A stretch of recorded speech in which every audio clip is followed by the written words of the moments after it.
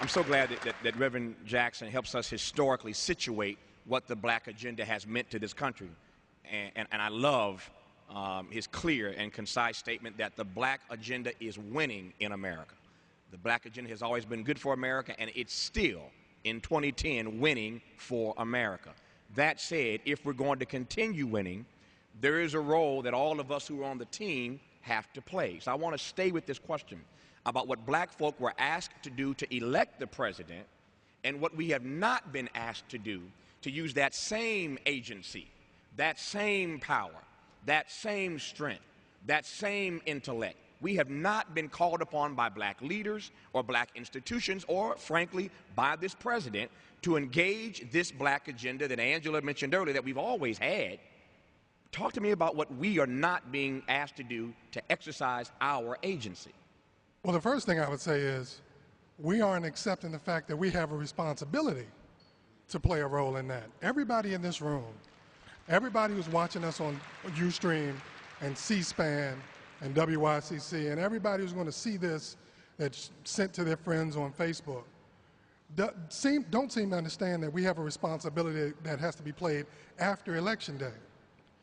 You can't vote change at the top of a ticket and think the job is done.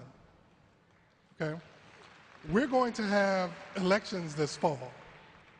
And if the turnout is what it is historically in off-year elections, the movement that all of us at this table are interested in and the movement that the people in this room are interested in is going to be in serious jeopardy. Because we don't often understand that when you vote change at the top of the ticket, you have to continue to vote change all the way down to the grassroots. Okay? So that's the first thing. We all have to accept that we have a responsibility in that. You mentioned we haven't been asked to do it. Well, you know, we often do things that we haven't been asked to do. And I would say this is one of the things that we need to be focused on. So for me, we need to focus our attention on continuing this effort to seek change and understand where we fit in all of this. You know, the question here is about a black agenda, and Reverend Jackson mentioned that it's electric. You know, people get antsy when they hear the term black agenda. But for me, and excuse me, for me, the issue is as much about the agenda as it is about the black part. And I want people to focus on the agenda. I teach my students all the time that, you know, the agenda setting process is about trying to get those in decision-making positions to pay attention to issues. But it's also about keeping negative and harmful things off the agenda. And for years, people who are interested in the kinds of things that those of us at this table are interested in have been stoned, roadblocked, and seen our attempts to get things on the agenda thwarted. So we have to show up on elections. We have to make sure that our agenda items are addressed and respected, and we do that by continuing to put pressure on elected officials from the top all the way down to the bottom to make sure that if it's education, income, healthcare, housing, justice, whatever the issue is, that the elected officials know that we are paying attention. You know, listen, I'm a bit skeptical in some respects because I fear that too many of us are just happy that we have a black president. You know, I mean, let's be real for a second. I'm not sure that a lot of us are prepared to ask this president and this Congress to do what we as American citizens, and by the way, we are American citizens, have a right to petition the government to do. And let me just put this in some additional context.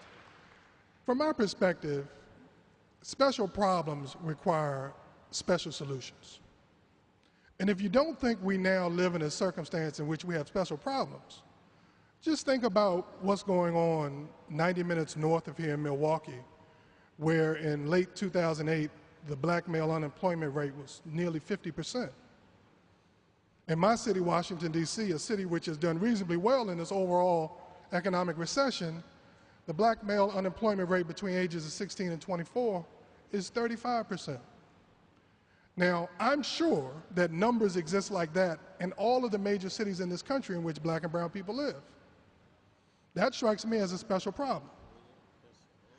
When Wall Street stood up and said, we have a special problem, we fell over ourselves to give them billions and billions of dollars. And we're still paying, by the way. And so if Wall Street can identify a special problem that needs to be resolved, then why can't we?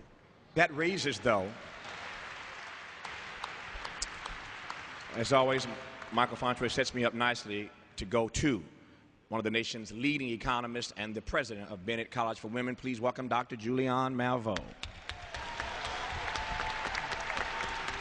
The question is this: if special problems demand special attention, if disproportionate pain requires a disproportionate response, then why not focus with a laser on the economic challenges that Black America is facing? As we all know, again, in love, but in truth, at the center of the table, I didn't say it, but he said it a number of times, when asked this very question that Michael Fontroy has raised.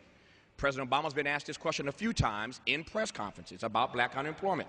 His answer has been consistent, that a rising tide will lift all boats, number one.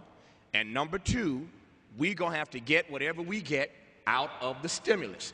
Those have been his two answers. Somebody rescue me if I'm wrong, but those have been his two answers. A rising tide will lift all boats, number one, and stimulus, number two. How's that answer working for Black folk?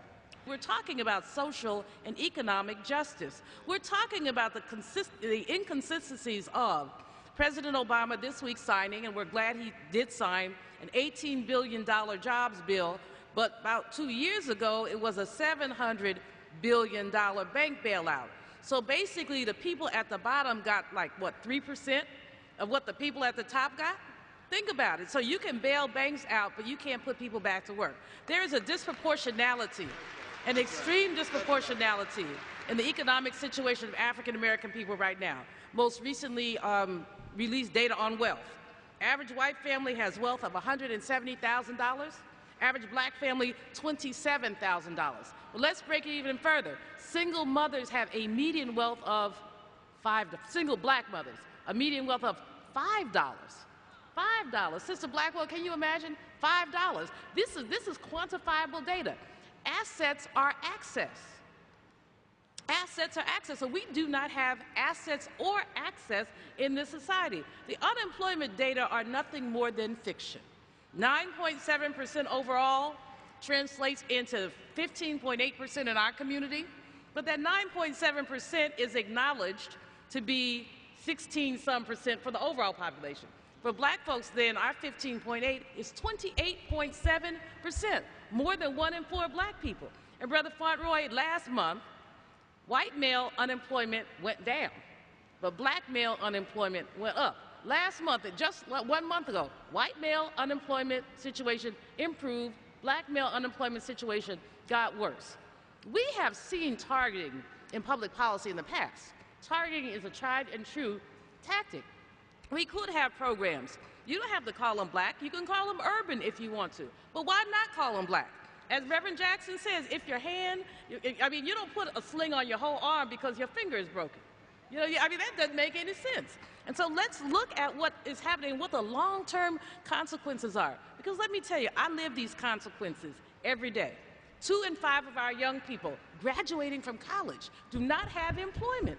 2 in 5 of them. So they come to school, they get these loans, they follow the rules, they do their work, and then they cannot find jobs because the jobs are not there, because some of them are competing with 50-year-olds who are now going into entry jobs because the jobs are not there. So we have a case for special pleading.